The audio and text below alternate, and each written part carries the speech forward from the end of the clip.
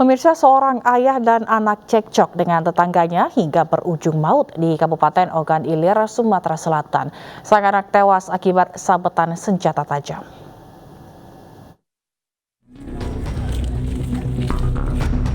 Warga Desa Harimau Tandang, Kecamatan Pemulutan, Kabupaten Ogan Ilir dihebohkan dengan tewasnya seorang remaja bernama Hajrat usai terlibat perkelahian menggunakan senjata tajam dengan tetangganya. Kejadian bermula saat korban dan ayahnya mendatangi anak tetangganya di perkebunan sawit. Kemudian terjadilah cekcok di antara mereka. Akibatnya, satu tewas dan 2 orang dilarikan ke rumah sakit. Polisi langsung mendatangi tempat kejadian perkara, mengamankan barang bukti dan melakukan penyelidikan. Jadi korban itu ada 2 ditemukan warga tersebut. Kalau motifnya luka-luka atau sudah? Ada yang meninggal, 1 lagi dibawa ke rumah sakit. Dugaan sementara, benar? Kalau dugaan sementara di sini ada diduga terkait pasal pembunuhan 338. Polisi masih terus melakukan pengembangan penyidikan guna mengetahui penyebab perkelahian. Dari Kabupaten Ogan Ilir, Sumatera Selatan, Fitriadi, iNews melaporkan. Petugas PLN dipukuli seorang warga karena mencopot meteran listrik akibat menunggak. Video pemukulan viral, polisi pun menangkap pelaku. Ya saya nggak bisa makan kalau kayak gini, Mbak. Kayak gini gimana? Kamu tuh cari masalah. Inilah video yang viral di mana seorang petugas PLN yang bertugas mencopot alat meteran listrik dipukuli seorang pria di Sono Sewu, Kapanewon, Kasihan, Bantul, Yogyakarta 2 Februari lalu. Petugas PLN mencopot meteran listrik orang tua pelaku karena menunggak pembayaran. Kini pelaku telah ditangkap polisi dan ditetapkan sebagai tersangka penganiayaan. Polisi akhirnya berhasil menciduk pria yang diduga menjadi pelaku penganiayaan. Pria bernama Adam berusia 19 tahun yang sehari-hari bekerja sebagai penjual warung angkringan ini pun digelandang ke kantor polisi untuk menjalani pemeriksaan dan akhirnya ditetapkan menjadi tersangka penganiayaan. Keterangan yang kami dapatkan dari pihak PLN dari bulan Januari, tepatnya tanggal 20 Januari yang harusnya dia membayar tunggakannya, namun sampai tanggal 2 Februari tidak dibayarkan. Dan dari pihak PLN pun sudah memberikan peringatan. Jadi peringatannya 3 kali. Yang pertama tanggal 20 itu peringatan terkait belum membayarkan. Kemudian pada tanggal 25 peringatan untuk segera membayarkan. Kemudian tanggal 29 yaitu petugas PLN datang ke rumah tersebut untuk memberitahu apabila tidak segera dibayarkan akan dilaksanakan pemutusan meteran listrik. Dalam aturan PLN, pengguna listrik pasca bayar harus lunasi paling lambat tanggal 20 di bulan berikutnya. Jika melewati, akan dikenakan denda keterlambatan. Sementara jika 1 bulan menunggak, listrik akan diputus melalui MCB namun akan kembali aktif jika pembayaran dilunasi. Sementara untuk tunggakan lebih dari 2 bulan, sanksinya lebih berat, bahkan bisa diputus secara permanen. Namun sebelumnya, PLN akan mengirimkan surat peringatan terlebih dahulu. Dari Bantul, Yogyakarta, Trisna Purwoko, iNews melaporkan. 3 pria di Palembang, Sumatera Selatan nekat memperkosa seorang siswi SMP selama 2 hari. Tidak hanya itu, usai memperkosa, pelaku juga mengambil ponsel milik korban.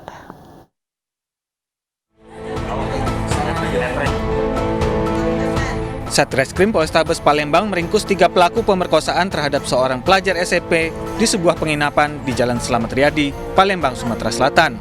Peristiwa keji ini bermula saat seorang pelaku berkenalan dengan korban di media sosial dan mengajak bertemu di sebuah penginapan. Ironisnya, setelah memperkosa korban, pelaku kemudian menghubungi 2 temannya untuk memperkosa siswi SMP ini selama 2 hari. Pelaku juga mengambil ponsel milik korban. Untuk melakukan hubungan badan, korban tidak mau, diancam untuk dijual katanya, kami jual. Karena ketakutan sehingga korban tidak bisa berdaya lagi. Atas perbuatannya, ketiga pelaku dijerat pasal 76D ayat 1 dan 2 Undang-Undang Perlindungan Anak dengan ancaman hukuman 15 tahun penjara. Dari Palembang, Sumatera Selatan, Muhammad David, iNews melaporkan. Polisi dilempari botol saat membubarkan konser musik di Makassar, Sulawesi Selatan. Sekitar 3.000 penonton memadati konser dan melebihi kesepakatan sehingga melanggar aturan protokol kesehatan.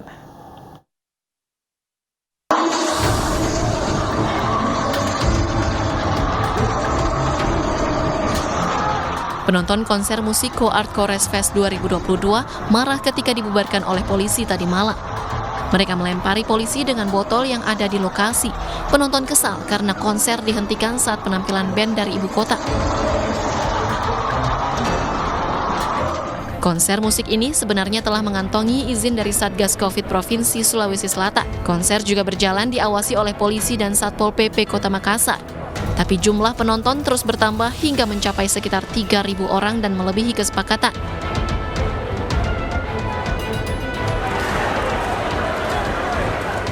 Pembubaran dilakukan karena sudah melanggar prokes, tidak ada lagi jarak antar penonton.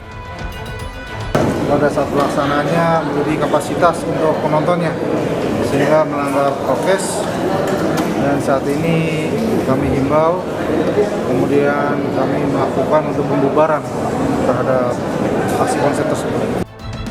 Panitia konser musik diperiksa tim penyidik di Mako Polrestabes Makassar. Dari hasil pemeriksaan sementara, pihak panitia melanggar aturan jumlah penonton yang telah ditetapkan Satgas Covid sehingga melebihi kapasitas dan menimbulkan kerawanan penyebaran Omikron. Dari Makassar, Sulawesi Selatan, Leo Muhammad Nur, iNews melaporkan. Sebanyak 45 siswa dan 1 guru Man Insan Cendikia, Kota Pekalongan terpapar COVID-19. Siswa yang terkena COVID diisolasi mandiri di asrama sekolah dengan pemantauan tim medis, sementara kegiatan belajar mengajar dilakukan secara online.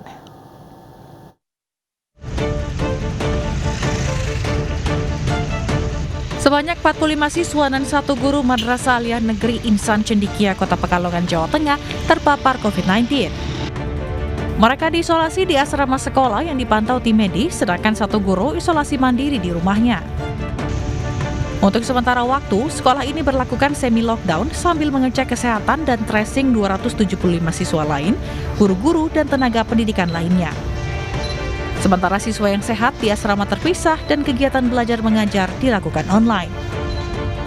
Alhamdulillah sehat, tadi pagi sudah kita olahraga, berjemur, makan enak. Untuk pemantauan seperti apa?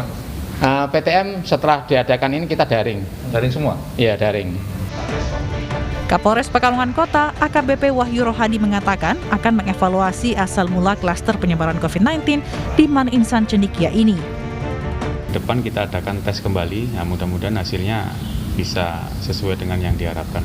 Kita masih mencoba menganalisis apakah ini asal dari karena mereka melakukan pesiar atau pada saat mereka kemarin mendapat kunjungan dari orang tua.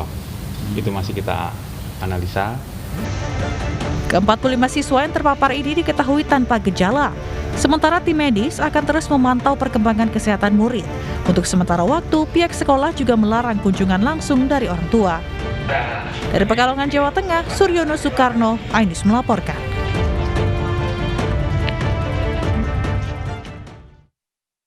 Beragam cara dilakukan untuk menarik minat anak agar mau divaksin COVID-19. Personil Sat Brimob Polda Sulsel perkenalkan peralatan Brimob sebelum memberikan vaksin. Anak-anak juga diajak keliling dengan mobil rantis dan barakuda.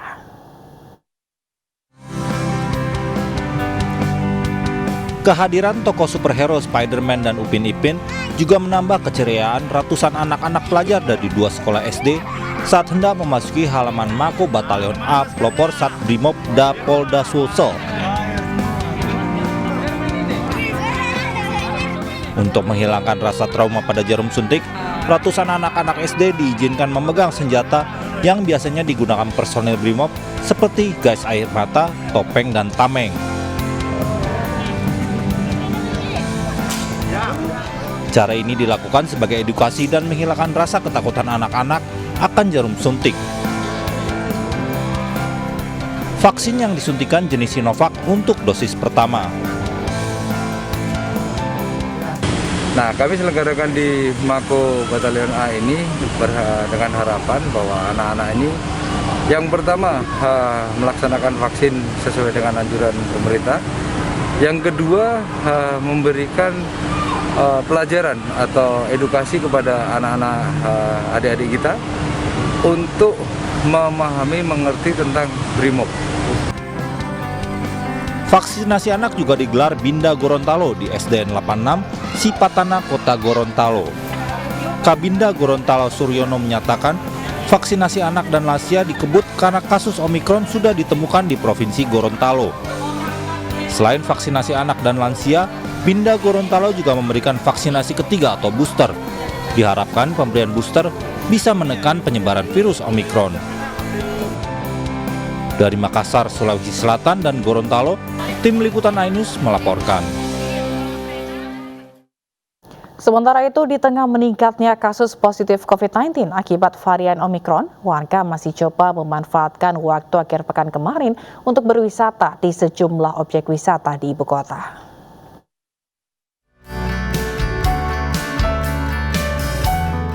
Pantai Ancol ramai dikunjungi pengunjung untuk mengisi libur akhir pekan. Sebagian dari para pengunjung menikmati suasana indahnya pantai. Hingga Minggu siang, tercatat hampir 4.000 pengunjung meramaikan kawasan wisata ini. Di tengah pemberlakuan PPKM level 2 di Jakarta, setiap pengunjung wajib menerapkan protokol kesehatan yang ketat selama berada di area Ancol. Pengunjung juga harus sudah divaksin COVID-19 minimal dosis pertama.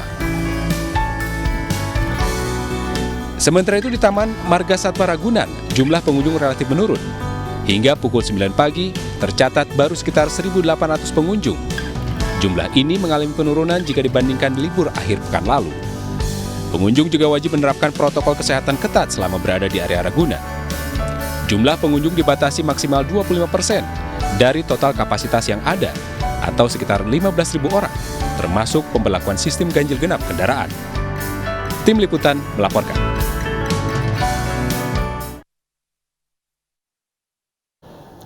Video Menko Maritim dan Investasi Luhut Binsar Panjaitan yang sedang menelpon di tengah sambutan Presiden Joko Widodo viral di media sosial. Sikap Luhut ini langsung menuai kritik netizen. Ada pemandangan menarik saat Presiden Joko Widodo memberikan sambutan dalam peresmian 7 pelabuhan baru di Kabupaten Toba, Sumatera Utara pada Rabu lalu. Dalam video ini, Menko Marves Luhut Binsar Panjaitan menerima telepon di tengah pidato Jokowi. Menanggapi hal itu, jubir Kemenko Marves menyatakan saat itu Luhut tengah menerima telepon dari Menteri Kesehatan Budi Gunadi Sadikin terkait kondisi lonjakan kasus COVID-19 yang perlu segera dilaporkan kepada Presiden. Video jadi sorotan usai diunggah ulang oleh netizen di media sosial. Warganet mempertanyakan aksi Luhut, bahkan membandingkan jika peristiwa terjadi di era presiden-presiden sebelumnya. Sementara itu, staf sus Mensesnek Valdo Maldini menegaskan setiap menteri menjalankan tugas dengan serius sebagai pembantu presiden. Valdo juga mengajak pihak untuk fokus kepada hal-hal yang lebih penting, terlebih mengingat pandemi COVID-19 di tanah air belum juga berakhir.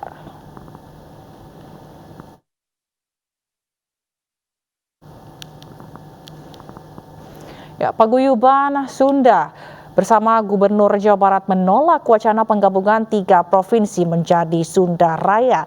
Selain karena tidak ada dasar yang kuat, Jawa Barat pun masih dapat menjalani otonomi daerah sendiri.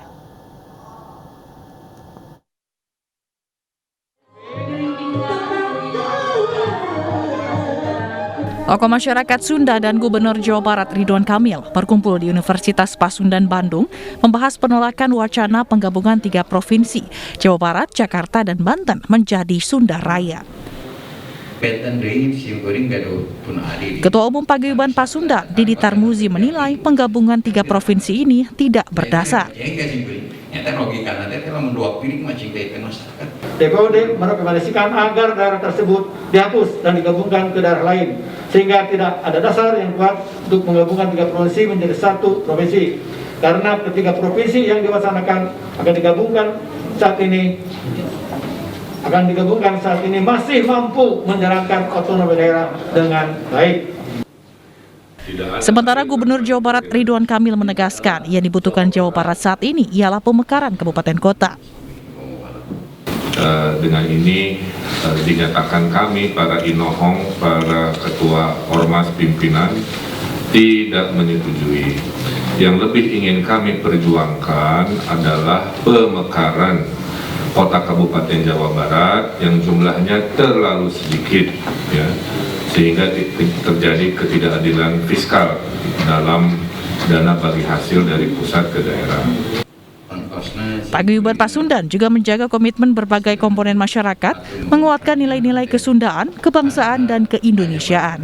Dari Bandung, Jawa Barat, Jupita Meilana, iNews melaporkan. Sementara itu, Menteri BUMN Erick Thohir menghadiri pagelaran seni budaya reog di Ponorogo, Jawa Timur. Para seniman reog ini berharap Erick bisa membantu reog menjadi kesenian milik Indonesia.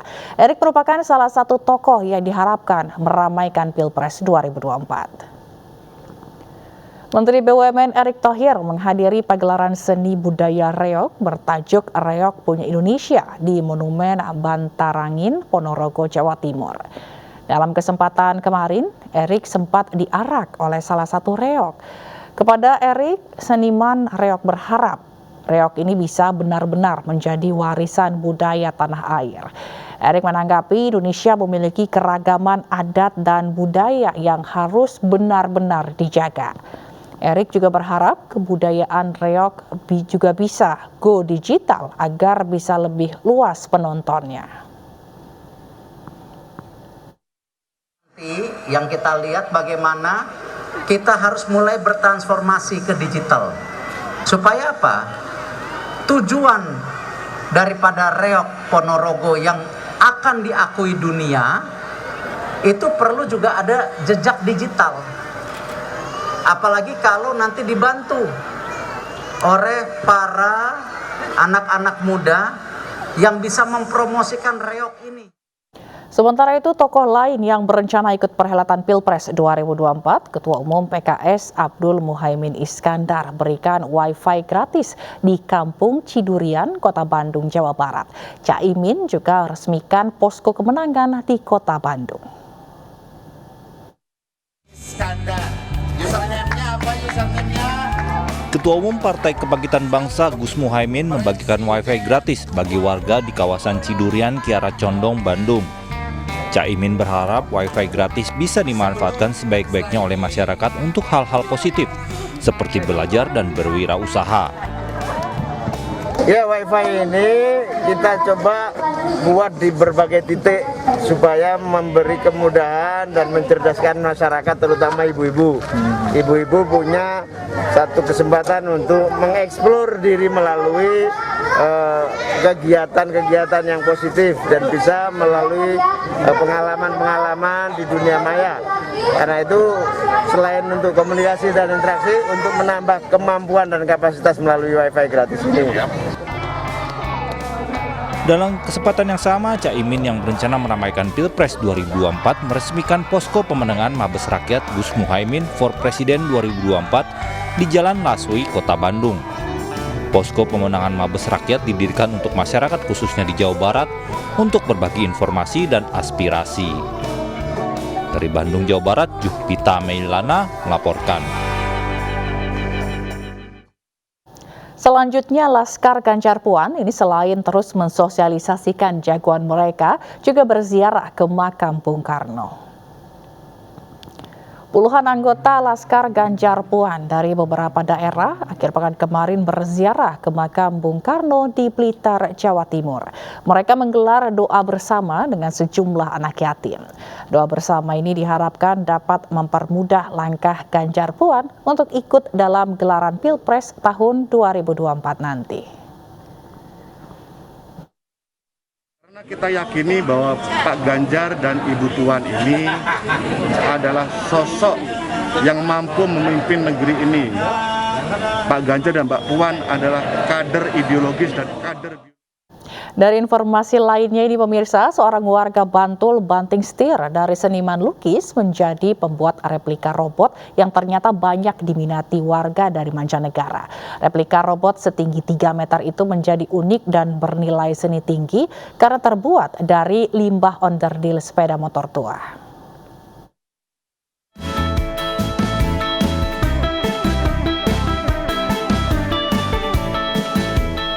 Koleksi replika robot Transformer buatan Eri Sudarmono, pemilik Air Studio Art yang berada di Dusun Kauman, Desa Giling Harjo, Kecamatan Pandak, Bantul, Yogyakarta ini banyak diminati warga mancanegara seperti Cina, Amerika, dan Jerman. Eri Sudarmono sebelumnya merupakan seorang pelukis dan melayani jasa pembuatan dekorasi di beberapa mal di Yogyakarta. Setelah pandemi COVID-19 melanda, penjualan lukisan dan usaha dekorasinya mulai menurun, bahkan berhenti total pada akhir tahun 2020. Tak menyerah pada keadaan, Eri Sudarmono mulai berkreasi dengan membuat replika robot dengan bantuan utama onderdil sepeda motor tua yang dibelinya seharga Rp500 hingga Rp800.000 per motor.